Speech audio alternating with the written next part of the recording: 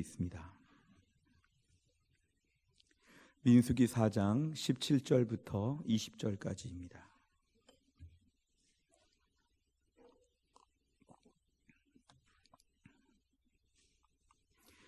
민수기 4장 17절부터 20절까지 모두 4절의 말씀을 오늘은 다 같이 합독하도록 하겠습니다.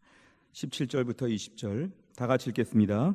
여호와께서 또 모세와 아론에게 말씀하여 이르시되 너희는 고앗 족속의 지파를 레위인 중에서 끊어지게 하지 말지니 그들이 지성물에 접근할 때에 그들의 생명을 보존하고 죽지 않게 하기 위하여 이같이 하라. 아론과 그의 아들들이 들어가서 각 사람에게 그가 할 일과 그가 맬 것을 지휘하게 할지니라. 그들은 잠시라도 들어가서 성소를 보지 말라. 그들이 죽으리라. 아멘. 하나님께서는 구약의 이스라엘 백성들을 출애굽하게 하신 이후에 3개월 동안 하나 여행을 통해서 시내산에 도착하도록 하나님 인도하여 주셨습니다.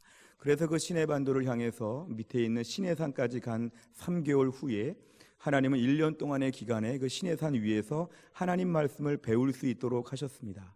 당장에 갈 길이 급했지만 하나님은 가나안 땅에 먼저 가는 게 중요하지 아니하고 하나님의 백성으로 온전히 만들고자 애굽의 모든 때를 벗기시고 애굽의 옷을 다 벗기시고 믿음의 자손 하나님의 사람의 옷을 입혀주시면서 1년 동안이나 철저하게 가르치고 교육하셨습니다.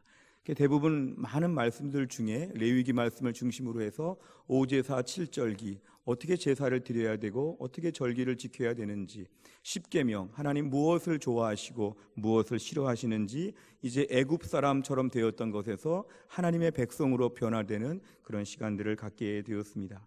이제 그러고 나서 1년 동안의 그러한 정착 생활이 끝난 이후에 하나님은 이스라엘 백성들을 드디어 원래부터 목표지였던 가나안 땅으로 이끄셨습니다.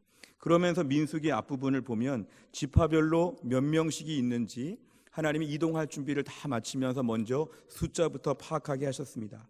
그래서 우리가 민수기 백성들의 숫자에 대한 기록이다, 한자로 이렇게 되어 있고 영어로는 넘버스라고 되어 있어서 숫자에 대한 얘기가 많이 나오는 게 민수기의 특징입니다. 특별히 우리가 4장에 들어와서는 이 중에서 레위 지파의 그 세 형제 고핫 자손, 게르손 자손, 무라리 자손, 그 레위의 세 아들을 중심으로 한 세 지파에 대해서 이들을 중심으로 미션을 주시는 것이 오늘 4장의 주된 내용입니다. 하나님이 하나님의 일을 맡기실 때에 늘 누가 할까, 늘 언제 할까 이렇게 헷갈리지 않도록 하나님은 아예 가족별로 누구의 자손들은 대대로 무슨 일만 하도록 이런 식으로 하나님이 다 가족별로 일을 정해주셔서 레위 지파의 모든 사역들은 안정적으로 진행될 수 있도록 하나님 미리 다 조치를 취해 놓으셨습니다. 우리가 오늘 살펴볼 본문에 등장하는 고핫 자손은 오늘 레위의 두 번째 아들로서 서열상으로는 둘째 아들이었지만 이 고핫 자손에 모세와 아론이 속해 있었기 때문에 하나님이 고핫 자손은 더 특별하게 일들을 맡기셨습니다. 여기에서 제사장 가문이 대대로 이어지도록 하나님이 다 정하셨습니다. 이 고핫 자손에게 준 사명은 이것입니다. 이동할 때 너희가 성막을 거둬서 갈 때 너희는 지성물에 대한 걸 담당하라. 이 지성물은 지극히 거룩한 물건입니다. The most holy things라고 해서 가장 거룩한 이 지성물은 특별히 고핫 자손만 담당하도록 하나님이 다 정하셨습니다. 지성물 안에 포함되는 건 이런 것이었습니다. 성막 안에 있었던 성물 중에 언약궤, 법궤라고 불리는 것이죠.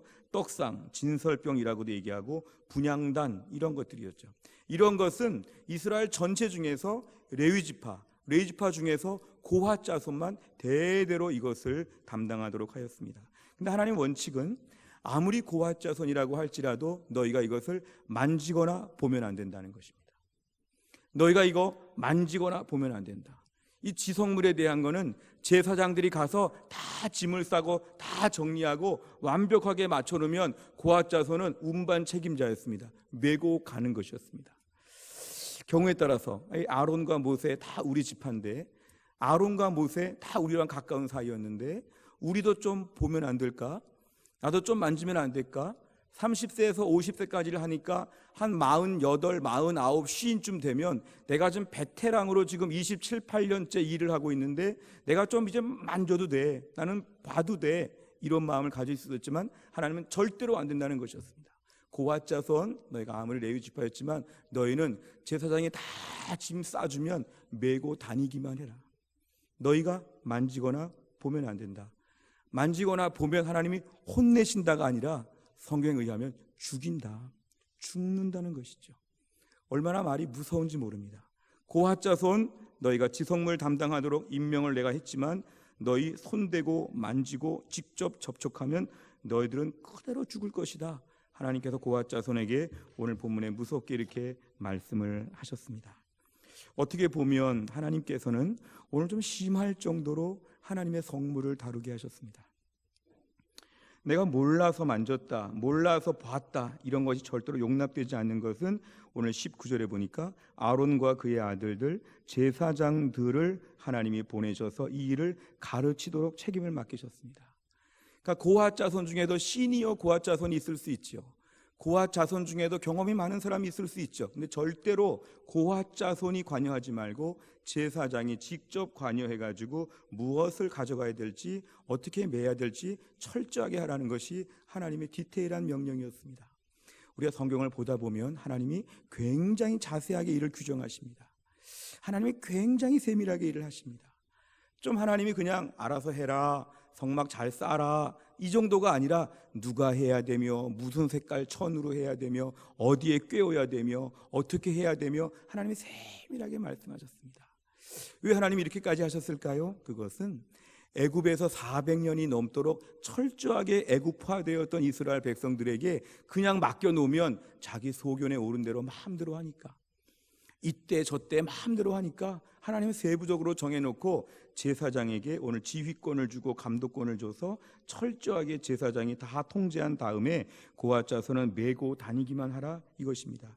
오늘 19절 20절을 보면은 그들의 생명을 보존하고 죽지 않게 하기 위하여 이같이 하라. 고핫 자손, 이 지성물 담당하는 고핫 자손이 만약에 다 죽어가게 되면 하나님의 지성물을 옮길 지파가 없어집니다. 근데 하나님은 내가 고핫 자손을 특별히 죽지 않도록 살려놓게 하기 위해서 제사장들을 세워서 가르치도록 하겠다. 오늘 19절 20절 하나님께서 분명하게 말씀해 주셨습니다. 이 짧은 말씀을 우리가 지난주에 큐티한 본문 중에 하나인데요, 이 말씀을 묵상하다 보면 하나님의 공동체는 기본적으로 가르치는 공동체임을 알 수 있습니다. 꼭 가르친다 생각하면 저희들은 어린 아이들만 가르친다 생각할 수 있지만 오늘 본문에 고핫 자손 메고 다니는 사람들은 30세에서 50세까지입니다. 우리로 치면 대학도 나왔고 직장 생활도 다 하고 있고 웬만한 중년 나이죠. 근데 하나님께서는 철저하게 제사장에게 가르치라는 걸 강조하다 보면 성경은 우리에게 계속 가르치고 배울 것을 권면하고 있습니다. 기독교 공동체는 기본적으로 그래서 이 땅에서 배우는 공동체로서의 정체성을 잃어버리게 되면 우리 그때부터 부패하게 됩니다. 배우지 않으면 사사기 역사가 이루어집니다. 자기 소견에 옳은 대로 하였더라. 내가 보니까 이게 낫다, 내가 보니까 이게 낫다. 이럴 때 하나님은 성경 말씀을 통하여 제사장을 통하여 하나님의 디테일한 규정을 다 가르쳐 주신다는 거죠. 재량권이 거의 없는 디테일한 규정을 다 알려주셔서 너희가 이대로 행해야 된다. 오늘 본문에 말씀하고 있습니다. 우리가 오늘 말씀을 묵상하면서 제일 중요한 것은 오늘 고핫 자손을 가르치는 자로 제사장을 배치하신 하나님의 마음을 저희가 알아야 됩니다. 오늘 본문의 지성물을 옮긴다는 것은 단순히 문화, 전수, 인간 문화재, 무형 문화재 이런 식으로 가는 하나의 문화 전통이 아니라 신앙적인 차원에서 매우 중요했기 때문에 하나님은 철저하게 제사장을 통하여서 이 일을 계속 가르치고 이어가게 하셨습니다. 그렇게 보면 오늘 고핫 자손은 제사장들이 가르칠 때 순종해야 됐습니다. 제사장 중에 나이가 젊고 고핫 자손 중에 나이가 많을 수 있고 더군다나 여기는 한 패밀리였기 때문에 고핫 자손 중에 제사장이 있으니까 이 가운데 듣지 않겠다, 내 마음대로 하겠다, 이건 철저하게 하나님의 권위를 도전하는 것이죠. 오늘 본문의 19절에서 제사장이 가르쳐주는 대로 하지 않으면 이건 하나님의 권위를 도전하는 것입니다. 히브리서 13장 17절에 보면 너희를 인도하는 자들에게 순종하고 복종하라 그랬습니다. 교회 공동체는 그래서 가르치는 공동체라고 하면 가르치는 자들에게 배우는 자들은 철저하게 순종하고 복종해야 됩니다. 그 사람이 대단해서가 아니라 하나님이 세우셨기 때문에 그렇습니다. 오늘 본문의 제사장은 하나님이 세우셨기 때문에 이 제사장이 가르치는 것에 철저하게 따르도록 하는 것이 이스라엘 신앙의 기본 중의 기본이었습니다. 너희를 인도하는 자들에게 순종하고 복종하라. 그들은 너희 영혼을 위하여 경성하기를 자신들이 청산할 자인 것 같이 하느니라. 그들로 하여금 즐거움으로 이것을 하게 하고 근심으로 하게 하지 말라. 그렇지 않으면 너희에게 유익이 없느니라. 교회 안에서 교사가 가르치는 일을 감당하고 순장이 가르치는 일을 감당하고 목회자, 교육자가 가르치는 일을 감당할 때 이 가르치는 분들에 대한 권위가 세워져야 그 교회가 건강합니다. 가르치는 자의 권위가 세워져야 됩니다. 이 권위는 하는 거 봐서 주는 것이 아니라 하나님의 신적 권위에서 비롯된 위임의 권위입니다. 하나님 목회자를 세우시고 교사를 세우시고 하는 모든 과정은 우리끼리 그냥 어쩌다가 된 것도 아니고 어쩌다가 잘못된 것도 아니고 하나님이 철저하게 위임하셔서 하나님의 질서와 원칙이 담겨있기 때문에 우린 교회 안에 가르치는 권위와 책에 대해서 우리는 기본적으로 존중해야 됩니다. 오늘 본문에 이 가르치는 자로 제사장을 세우셔서 19절에서 고앗 자손은 일일이 다 가르쳐주라. 어린아이들처럼 다 가르쳐주라. 무엇을 쌓아야 되는지 무엇을 매야 되는지 다 가르쳐주라. 이런 말씀을 저희가 생각하면 오늘날 현대교회 안에서도 계속 가르치는 일이 중요하고 이 일을 위해 세우신 교사의 권위가 매우 중요하다는 것입니다. 주일학교 선생님들을 대할 때 그들의 권위를 인정해 주셔야 됩니다. 순장님의 권위를 인정해 주셔야 됩니다. 목회자의 권위를 인정해 주셔야 됩니다. 이래야지만 우리가 유익함을 얻을 수 있기 때문에 믿음으로 섬기는 자들이 기쁨으로 담대하게 즐거움으로 섬길 수 있도록 그렇게 해주셔야 됩니다. 만약 이것이 인정되지 않는 교회 공동체는 은혜가 있을 수가 없습니다. 사사기 공동체는 은혜가 반드시 없다는 것이죠. 하나님의 공동체가 건강하게 세워지기 위해서는 가르치는 자들을 반드시 교회가 인정하고 세워주고 이들의 말을 따라야 한다는 것입니다. 그런데 오늘 본문에 가르치는 자의 책임을 강조하면 오늘 본문에 가르치는 자가 잘못 가르치게 되면 어떻게 될까요? 오늘 본문에 보니까 죽는다 그랬습니다. 오늘 이게 핵심인데요. 교회 안에 가르치는 일이 왜 중요한가 하면 잘못 가르치면 죽기 때문에 그렇습니다. 고앗 자손이 만지거나 보거나 잘못 싸거나 잘못 매거나 잘못 되게 되면 하나님은 다른 말도 안 하십니다. 그냥 죽는다, 죽어. 매우 무서운 것이죠. 가르치는 자가 잘못 가르치면 죽는다는 것인데 오늘 본문에는 육체적으로 죽는다는 것을 얘기하지만 오늘날 영적인 공동체를 생각해 본다고 하면 신앙적으로 죽일 수 있다는 것입니다. 교사 한 분이 말씀 잘못하면 아이들 영혼을 죽인다는 거죠. 신앙적으로 잘못 가르치고 때로는 할 말을 하지 아니하고 아무거나 만지고 아무거나 보고 하게 되면은 결국은 그 영혼이 죽게 되는 것에 있어서 하나님이 책임을 물으신다는 것입니다. 오늘 본문은 사실 4절밖에 안 되는 짧은 말씀이지만 교회 안에서 교사, 순장, 교육자 입장에서 볼 때는 너무너무 두려운 말씀입니다. 내가 죽이면 안 되겠구나. 우리가 오늘날 병원에서 의사 선생님들, 간호사 선생님들이 사람들 환자를 다룰 때 매우 중요하죠. 특별히 왜 중요할까요? 생명을 다루니까 그렇습니다. 약을 잘못 주거나 엉뚱한 주사를 놓거나 아니면 뭔가 때를 놓치거나 생명과 관련된 일에 있어서는 매우 이거는 중요한 일이죠. 이건 실수가 용납되지 않는, 나 혼자 무슨 일을 하고 말고 문제가 아니라 죽이고 살리고 하는 문제는 매우 중요한 문제입니다.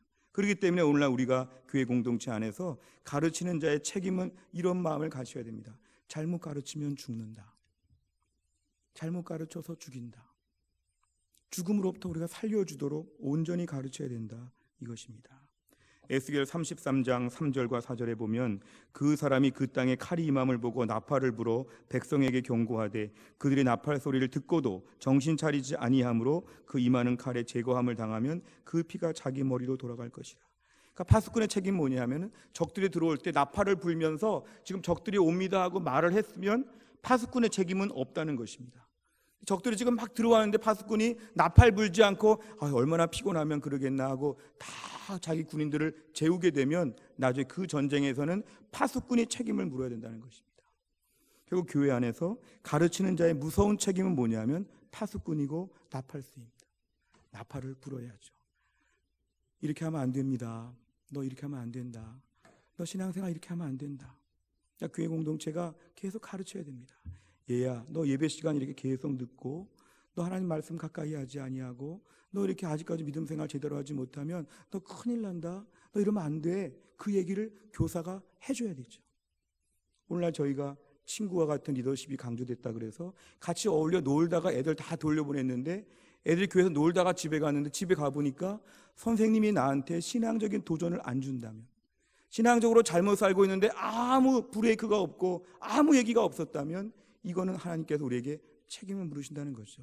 너는 왜 나팔을 불지 않느냐? 너 애들하고 놀라고 교사로 보냈느냐? 책임을 물으신다는 거죠. 다락방 순장을 하는데 순원들의 신앙이 잘못되고 있고 믿음이 들어가지 않고 구원의 확신도 없고 구원의 감격도 없고 순종할 줄 모르고 경건생활할 줄 모르는 순원들이 있을 때 순장님이 계속 기도하면서 말을 해야 되죠. 집사님, 교회 나와서 하나님 만나고 은혜 받으려면 신앙생활 이렇게 하셔야 돼요. 전 이렇게 배웠어요. 이렇게 해야 하나님이 기뻐하세요. 이렇게 해야 길이 열려요. 이것이 믿음 안에서 옳아요. 이런 말을 순장님이 해주셔야지만 순장님이십니다. 이런 말 했다가 상처받으면 어떡하나, 나중에 자기가 알아서 돌아오겠지, 자기가 변화되겠지, 머나먼 훗날에 다른 순장이 도와주겠지, 다른 교사가 가르쳐주겠지, 나중에 잘 되겠지, 이런 안일한 마음들은 위험한 것입니다. 오늘 본문에 의하면 그러다가 죽는다는 것이죠. 하나님 우리에게 1년씩 2년씩 순원들을 맡겨주시고 반의 교사로서 아이들을 맡겨주시면 그 기간 동안에 계속 직언을 해야 됩니다. 우린 지금 그 말 하라고 하나님 보내셨다는 것이죠. 오늘 본문에 의하면 말을 해야 됩니다. 오늘 제사장이 고아자손과 같은 가족끼리 어울려 놀다가 다 만지고 다 보고 다 죽게 내버려 뒀다면 하나님이 고아자손에게 벌하지 않지요. 제사장에게 벌을 내리죠. 오늘 네가 잘못했다. 우리가 오늘날 신앙생활 하면서 제일 중요한 것은 우리의 맡은 심령들을 위해서 매일 기도해주고 가르치는 것을 향해서 우리의 본색을 드러내야 됩니다. 서론격으로 관계를 맺고 친해지고 잘해주고 밥 사주고 잘 지내는 거 서론격으로 할 수 있죠. 인트로죠. 하지만 계속 그러다가 교사생활 마치고 이 순원과 헤어지고 기회 다 없어진 다음에 나중에 하나님 우리에게 물어보실 것입니다. 너는 왜 안 가르쳤느냐? 너는 왜 그 말을 하라고 몇 번 감동을 줘도 가만히 있었느냐? 네 순원들 지금 신앙생활 다 엉망진창인데 너는 왜 순원들하고 아무 얘기도 안 한 채 다락방을 매일 그렇게 끝내고 있느냐? 하나님 물으실 것입니다. 제자훈련생들 앉아있는데요, 제가 제자훈련 할 때마다 늘 마음의 부담이 그것입니다. 하나님 제 마음에 주시는 감동은 뭐냐면, 너 제자훈련생들 철저하게 가르쳐야지 엉터리로 훈련시키면 너한테 책임을 물을 것이다. 철저하게 훈련해야 제자가 될 수 있지, 대충 졸업장 받고 자격증 받고 제자가 되었다고 하면 이것도 아니고 저것도 아니고 나중에 훈련받을 기회마저 다 잃어버리는 것인데, 너 철저하게 가르치고 있느냐? 주일 저녁이라고 피곤하다고 다 피곤해 빨리 가. 훈련 이렇게 하면은 안 된다는 것이죠. 이건 목사한테 하나님이 주시는 엄한 명령이죠. 제자훈련생들하고 친하게 지내다가 졸업시키면 끝이겠느냐? 제자훈련생들을 변화시켜야지.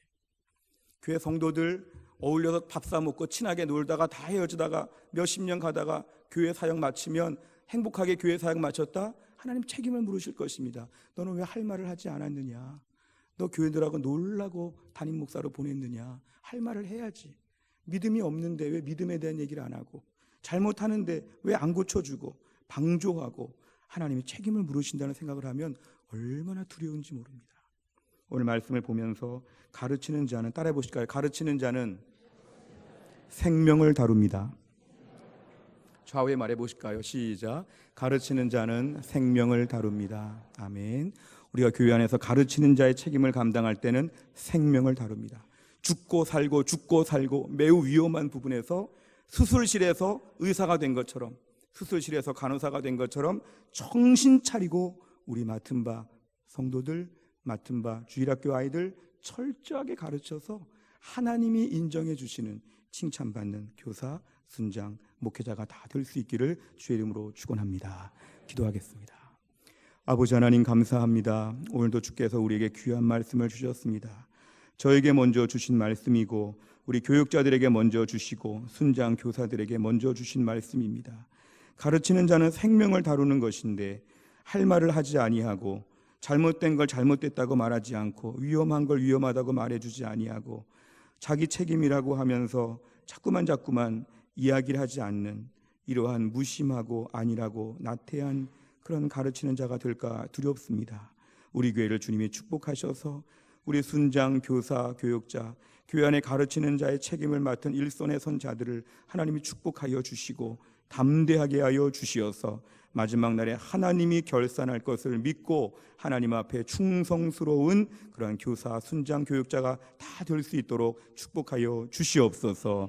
우리의 교회의 풍토와 분위기를 하나님이 날마다 붙잡아 주시어서 가르치는 자를 존경하고 가르치는 자 뒤에 계시는 하나님을 전제하고 하나님을 신뢰하여 하나님이 세우신 가르치는 자들을 인정하고 날마다 배우려고 하고 변화되려고 하고 온전해지려고 하는 영적인 풍토가 만들어질 수 있게 하여 주옵소서. 우리의 순원들과 우리의 교사, 우리 학생들을 하나님이 축복하셔서 우리의 배우는 자들이 은혜 충만한 가운데 양질의 교육을 받게 하여 주시어 우리 교회는 작은 교회지만 우리 교회 안에서 하나님 나라의 귀한 은혜가 날마다 풍성하게 열려질 수 있도록 축복하여 주시옵소서. 모든 말씀을 예수님의 이름으로 기도하옵나이다.